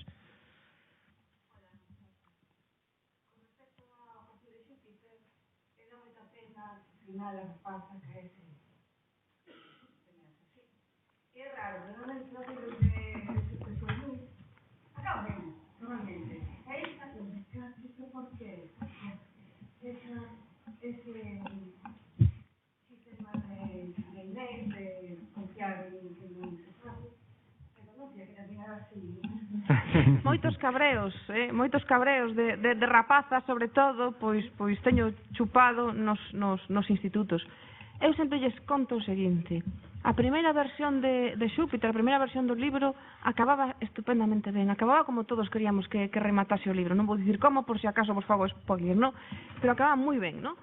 E eu, claro, que pretendía eu co Corazón de Xúpiter? Bueno, pois eu quería escribir unha novela que alertase a rapazada dos perigos do mal uso das redes sociais e do mal uso de internet. E entón, o que lles digo eu aos rapaces, cando vou aos institutos, é o seguinte: imaginade que hoxe chegades a vosa casa a hora de xantar, neste caso a hora da cea, e está posto o telexornal, e dan unha nova, que hai unha rapaza que leva 72 horas desaparecida. Buscou na Garda Civil, a Policía Nacional, a Policía Local, polos montes, polos ríos, con cans, e a rapaza non aparece. Que pensamos? Que está morta. E aparte o dicimos en voz alta, non? E vemos o irmán, o mellor, o representante, o portavoz da familia, non? Que está falando e dicimos en alto: que mágoa me dá este home ou esta muller que está aí falando. A rapaza, cando apareza, se aparece, vai estar morta. Por desgracia, casi sempre é así.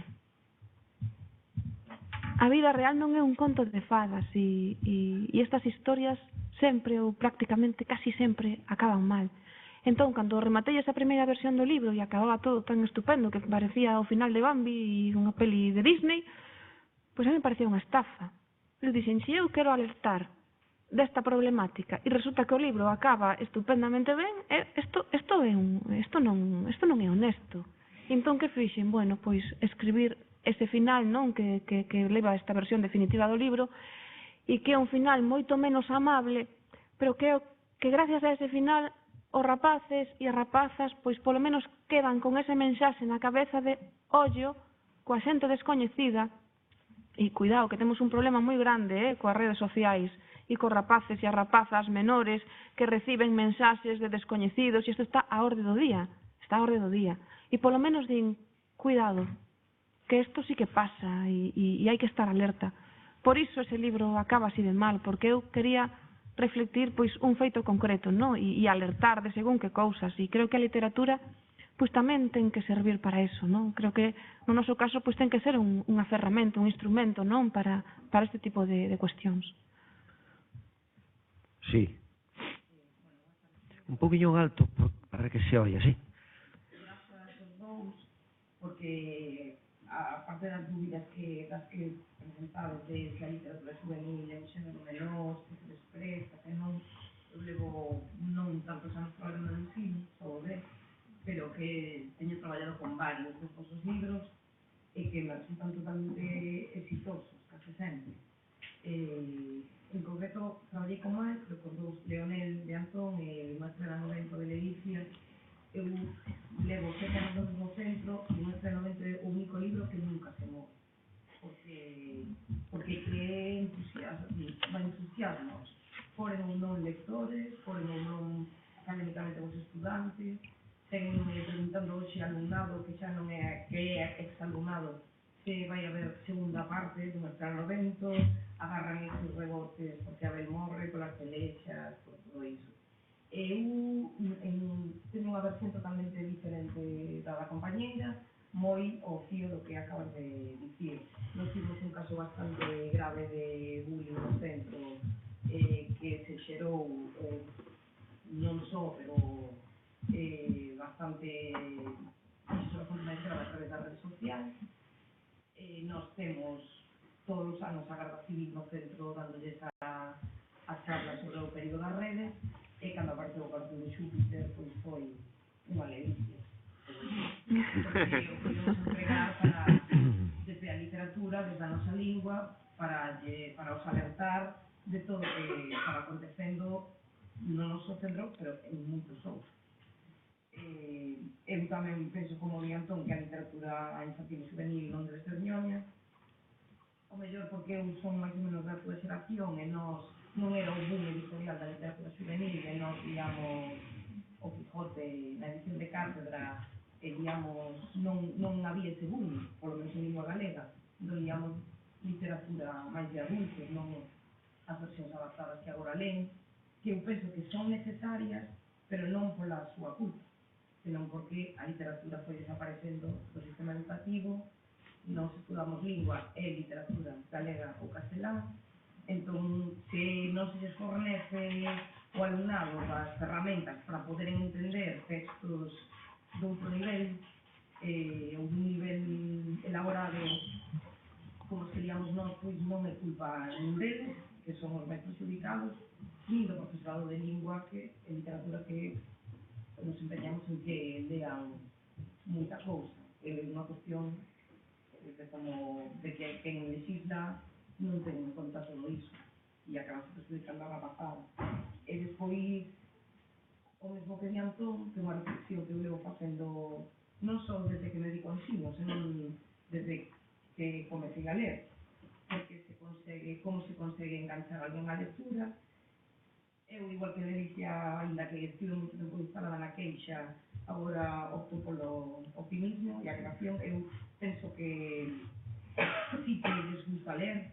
Eu consigo que lean cando menos 3 libros por curso, maioritariamente van á legislación educativa, o boca a boca funciona, é moi difícil, se non coñeces o alumnado, darle un libro, pero hai libros para cada un. Eu teño unha situación privilexiada porque levo 7 anos no mesmo centro, hai alumnado co que convivo 4 cursos, o cal, pasado un tempo, consigo saber máis ou menos que o que lle interesa. Claro, a itinerancia do profesorado e grupos numerosos, como apuntaba Xavier, de 30, en que, tristemente, quen máis fai barullo non é quen ten máis cousas interesantes que dicir ou quen se interesa máis por a lectura, pois é moi difícil. Pero sí que creo que ao mellor é que eu traballo no rural, que seguen tendo as mesmas distraccións de audiovisual, internet e redes, pero sí que leen. Eu penso que a parte da familia, que non todos temos a sorte de vivir nunha familia con libros na casa, penso que é fundamental apoiar as bibliotecas escolares ou non só. Eu sendo coruñesa, pois, había moitas bibliotecas ás que poder ir. Eu penso que o eixo dos centros ten que ser a biblioteca, porque hai menos que só teñen acceso á lectura nos centros de ensino. Pero eu sí que son porque sí que valoran moitísimo a literatura juvenil e infantil, penso que non é un xénero tan desprezado, polo menos porque necesitamos a ensino medio. Eu tamén como alumna de filoloxía en a Universidade de Antiopola, bastante veces. Penso que sí, que é super necesaria, e sí que eu creo firmemente que a adolescencia, a rapazada lle gusta ler. Moi ben. Nunca que me dixeran a ver tamén, non me gusta ningún libro que nos falas. Home, é normal, non é todos, Moi ben, sí. Eu creo que estamos de acordo todos nestas reflexións e que compartimos moitas esa preocupación, non? A ver, máis preguntas entón. Veña, preguntalle sobre problemas dos libros, que logo tedes vos o problema na clase, non? Sí. Un poquinho en alto para que oian todo, porque senón... Sí. Non vou a discutir xa se é de menor ou maior calidad a literatura juvenil, e non teño ninguna dúbida, e creo que xa podemos deixar discusión para outros intereses. O que sí noto, por exemplo, sí que vexo unha diferencia algo para Delicia. Cos libros chamados juveniles e este último libro de o animal chamado Néboa, sí que hai un cambio. Creo que hai un cambio tanto na forma de escribir e sobre todo hai un cambio na temática escogida, en la que outros libros tocan a realidade, como acabamos de ver aí, o Corazón de Xúpiter e demais. A realidade histórica ten un peso moi forte. E me chamou a atención ese cambio. Non sei se dices alguna explicación, unha razón, ou simplemente saliu así, pero non sei, hai un cambio aí, me gustaría que confirmaras ou non e en que se debe. O certo é que levo escribindo relatos para adultos, non? Por decirlo de algún xeito. Desde hai moitos anos, pero estou falando xa, ao mellor, desde a adolescencia, e teño un grupo de relatos importantes. Outra cousa é que nunca saísen a luz. Hai algúns publicados nos libros que a Universidade de Vigo edita con motivo dos premios da universidade, aí sí que teño algúns, non? Pero é certo que ata o de agora non sacara nunca unha obra individual. O que sucedeu aquí foi que eu lle presentei, pois porque me pediran na miña editorial coa que publico, pois unha serie de relatos e presenteinos, non? De todos os que tiña de moitos anos. E entre eles estaba o de Hiroshima e Nagasaki, retrato do sol nacente, non? Que está neste libro, Un animal chamado Néboa. E entón Manolo Bragado leu ese relato e dixo, eu creo que podías animarte a escribir un libro sobre a Segunda Guerra Mundial. E o certo é que eu xa teña algúns escritos sobre a Segunda Guerra Mundial porque é un tema que me interesa moi especialmente. E entón o que fixen foi escribir pois algúns máis e claro, eso supuxo estar 2 anos, alrededor de 2 anos aproximadamente, pois documentándome, non? E mergullándome no que foi a Segunda Guerra Mundial con todo ese peso, non? Documentais, ler ensaios, ler novelas, ver pois, moitos vídeos en internet, moitas películas, e foi unha época moi complicada. Para min meterme na Segunda Guerra Mundial, na realidade dos campos de concentración, no cerco de Leningrado, nas mulleres prostituídas en Mauthausen, que eran reclutadas en Ravensbrück, foi dramático, non? Porque, claro, para escribir un libro como este, onde todas as historias parten dun feito real, pois tes que meterte na pel desas persoas, non? E obviamente non sufres o que le sufriron, ni por aproximación, pero les cousas que son absolutamente desgarradoras. E foi, de todos os libros que escribín, o máis difícil, pero por iso, non? Pola temática, que é a Segunda Guerra Mundial. E eu, pois, son unha apaixonada da Segunda Guerra Mundial e quería escribir ese libro, quería escribilo, e dai ese cambio de rexistro, non? Que apuntas e que apuntas ben porque ademais é así. Non sei se con isto contesto a pregunta. E máis é un libro que eu creo que se pode dar no ensino. Eu creo que o bacharelato non sería o mal nivel porque é un libro que ofrece moito debate. Aquí saíron ideas moi interesantes sobre a literatura como vía de coñecemento decisiva. Pois sí, é un libro que pode dar moito xogo de reflexión, de debate. O que pasa é que é un libro de un grande impacto emocional, pero que os rapaces desa idade poden recibir porque este mundo é así, de alguna maneira. Eu quería preguntarlle tamén a Antón algo polo libro de Lionel, non? Que eu creo que é un libro que ademais estades lendo moitos nos colexios, non? Esta novela Lionel, que comentaras un pouco como a escribiches, como surdiu. Leonel era o nome do chofer que nos levou nunha viaxe de 8º de XB desde Lisboa a Jaca, esa viaxe iniciática. E cando escoitei por primeira vez o nome de Leonel, dixo, un nome moi bonito para un protagonista dunha historia. Esta é a anécdota parva, tonta, non, da historia. Leonel é unha mistura de lembranzas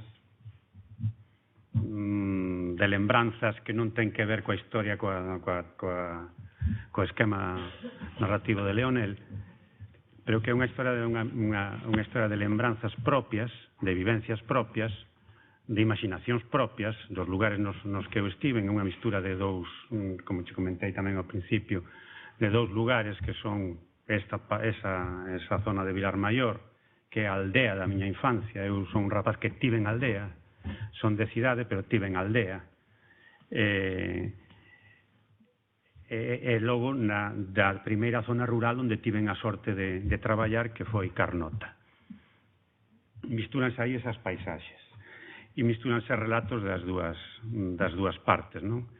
Coa idea esa de que eu son de cidade, nacín en cidade, pero non son urbanita.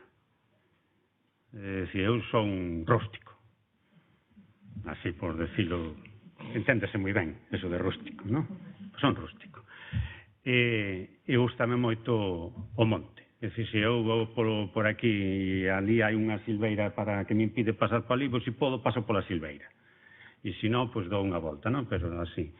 E entón sería o choque, para min o Leonel é iso, non? Conta a historia dun rapaz e unha rapaza, un rapaz que suspende todo, ou casi todo, e como castigo mándano a pasar o verán cos seus avós nunha aldea, non medio na aldea deles, non? Pensando, como comentalles antes, de que se iba a aburrir un montón, descubre, gracias a outra persoa que é unha rapaza, que é a protagonista auténtica para min, a de valor, non? Da novela, pois descubre un mundo completamente diferente ao que el imaginaba que era o mundo rural, non?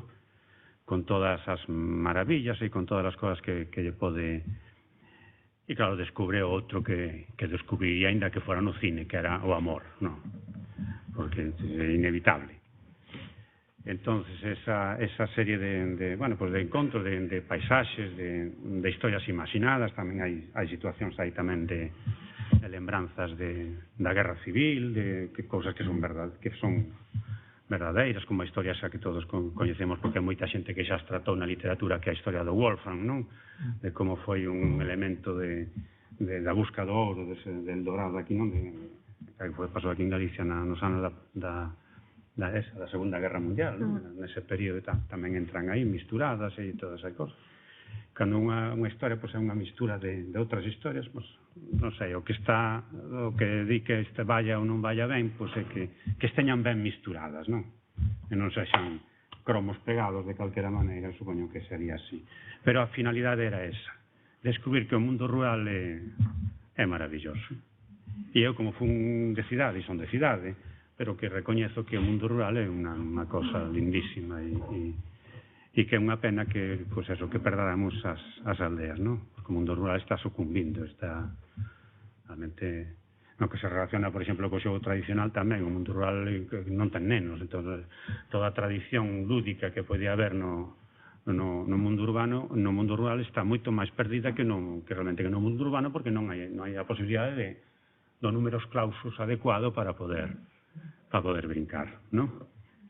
Que se necesita un grupito. O xogo tradicional non é individual, nin individualista. Entón, necesitas ese grupo, claro, que no ambiente rural, e que se pode conservar no que pode quedar de rural nas vilas e nas cidades, que son os barrios máis afastados, onde aínda o monte chega ás casas.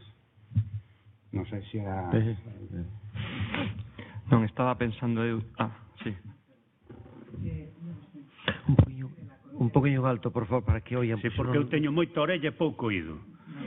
Yo soy de la Coruña, no pertenecía al mundo rural, aunque en el verano tenía la oportunidad de ir a jugar a la aldea de mis padres en Pontevedra. Cuando nosotros salíamos, daba igual que fuese en el pueblo, aquí había juegos. Yo salía a la calle, jugaba en la calle. Yo tengo 52 años, no es hace 2 siglos. Y se jugaba en la calle. Pero es que hoy en día la gente, aparte de que hay una superprotección con los niños, tiene miedo de soltar a sus hijos. Es que los acompañan hasta la esquina, a todas partes. Y yo con 7 años salía a la calle y jugaba en la calle. Y mi madre estaba en casa. Nadie se cuestionaba ni de que me iban a raptar, ni que me iba a pasar nada. Entonces, ahora no es solamente que no se juegue en la calle o que no se juegue en los pueblos. Es que los padres tienen un miedo y una superprotección con sus hijos que no se juega en nuestra época. Tremenda, sí. Entonces, no nos dejan crecer tamén. Eu creo que, digamos, a ruptura así máis gorda foi a finais dos 80, ou así, cando se empezou foi a ruptura máis... Eu recordo, por exemplo, o libro de Chirlos Miros é un libro documentado na miña memoria, na memoria da miña caterva de amigos, non do barrio da Lí de Ferrol, é a base, pero logo tamén dos sitios polos que eu pasei que me interesei polo tema, que hasta esa altura, que foi, non sei, no ano 2000, eran o de Ferrol Canido, que era o meu barrio, onde din clases tamén, eran Mugardos, onde estiven 9 anos dando aulas tamén, e era Carnota. Foi onde máis recollín directamente os xogos. Eu recordo que naquela altura, en Mugardos, a colección de xogos que xogaban os cativos na rúa, pois veíanse alrededor dos 200 e pico, diferentes, que xogaban os cativos e as cativas na rúa. 6 anos despois, eu marchei para Lisboa, volvín con 6 anos despois, e nese ano de volta, volvín a Mugardos, estuve un ano máis. Volvín a recoller xogos. Era o ano 97, curso 96-97. Os rapaces aínda lembraban ao redor duns 80.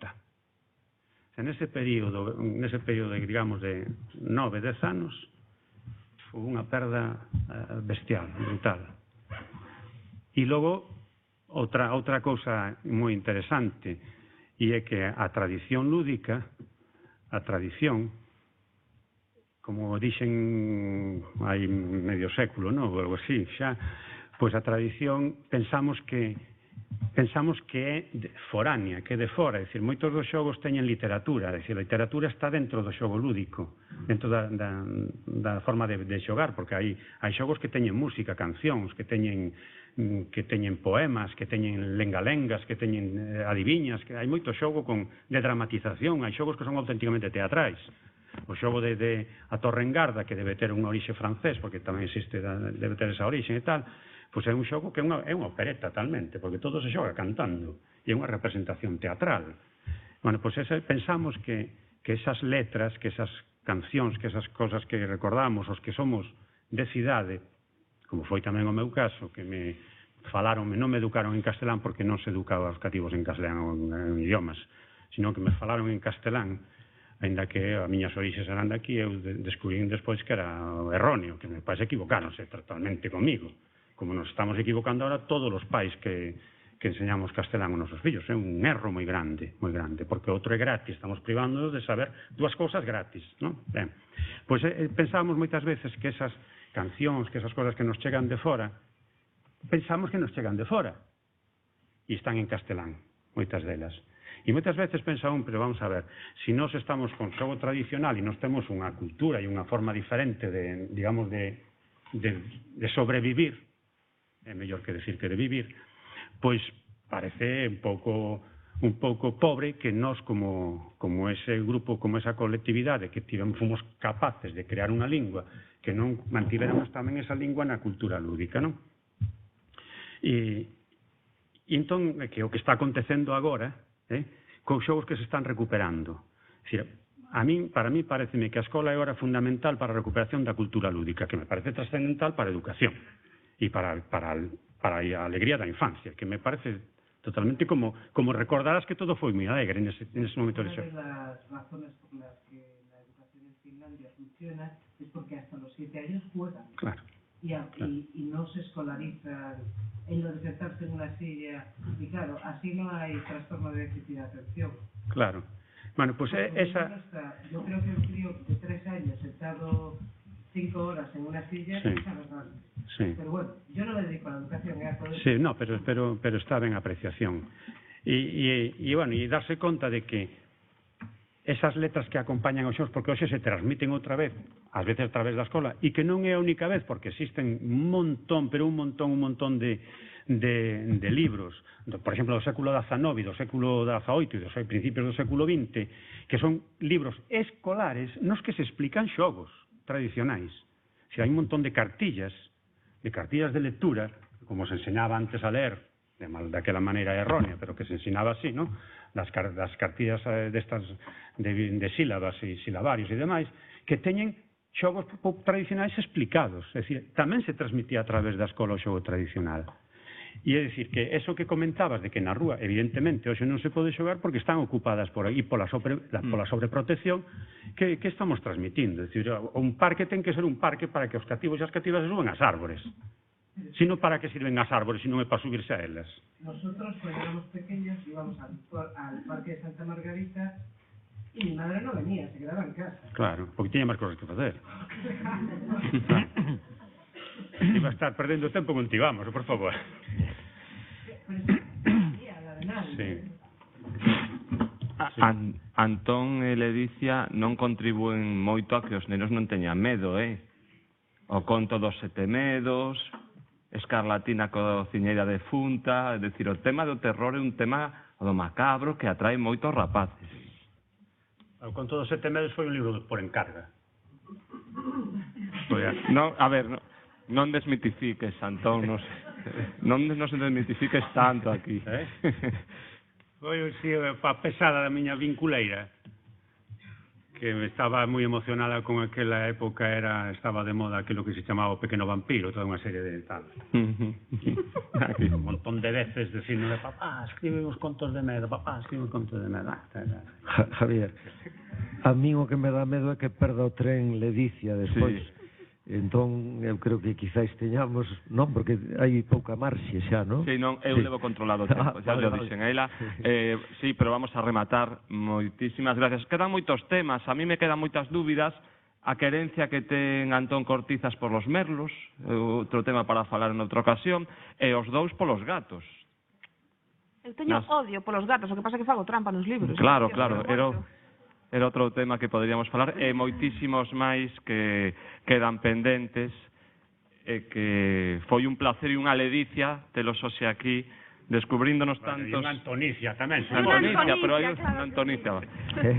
Descubríndonos tantas cousas dos seus textos, e xa saben que teñen as portas abertas dos centros da Coruña, aínda que os inviten... Agora, seguro, hai varios profes que queren falar con vos, agora xa veredes. Imos facer, Xavier e eu E se queredes que vos asine algún libro, están encantados de Moitas gracias a todos vos, que pasedes un feliz Nadal, e vémonos o día 14 de xaneiro con Manuel Vilas. Hasta pronto. Gracias pola vosa paciencia.